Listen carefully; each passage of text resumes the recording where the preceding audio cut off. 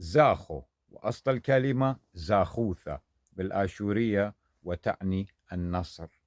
زاخد زاخوثة، زاخد مردوثة، زاخد طوتة ومردوثة، زاخد قشر الدلالة وزاخد خابر.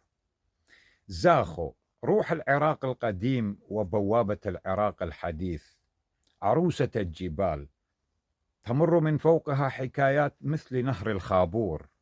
وجسر الدلال هو جسر دليل واقف هناك من زمن طويل، يشهد ويبتسم. جمهور نادي زاخو الكريم مرشح من قبل فيفا لأفضل جمهور في العالم. تعالوا معا لنشارك هذه الفرحة لأهل زاخو الكرام، ونصوت لهذا الجمهور الحبيب لكي ينال ما يستحقه، النصر. شكرا لكم. زاخوليت عزيز و دلال چاوتاما چکم هر سر کفتی بن رزو سلاف.